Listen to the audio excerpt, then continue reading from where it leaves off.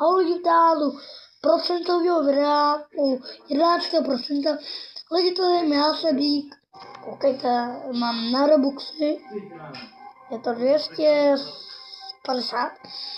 Takže lidi, dejte like a odběr, kolik máte Robuxů. Já mám, nebudu měl to.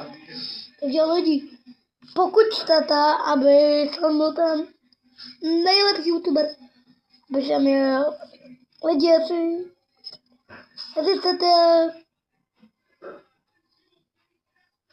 Love 67, tak klikněte na odběr slunce se zviditelnit a potom mám nějaký obrej do toho. Lidi, jestli chcete, tak musíte nějaký obrej do toho. Jako lidi, to jsem já Sebík, jak se jmenujete, a Roblox, a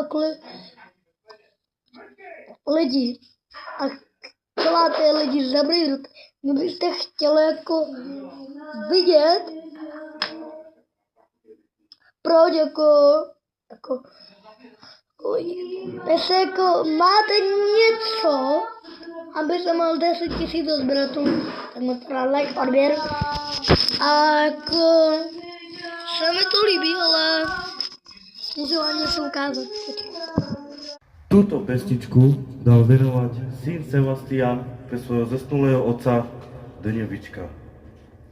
Opustil nás milovanej Alexandrove koň.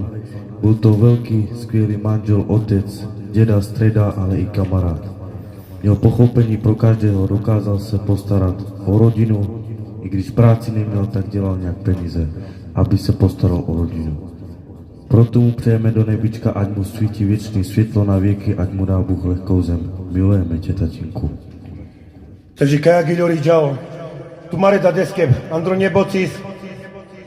Úprimnou sostrá spravím celej rodine.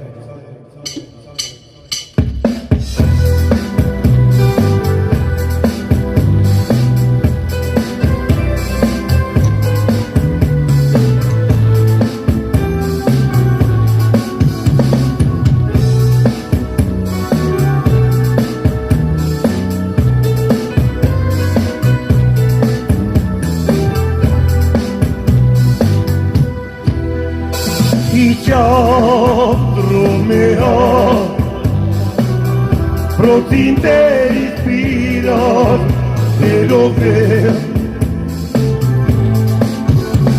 y ya Romeo, pro ti te inspiras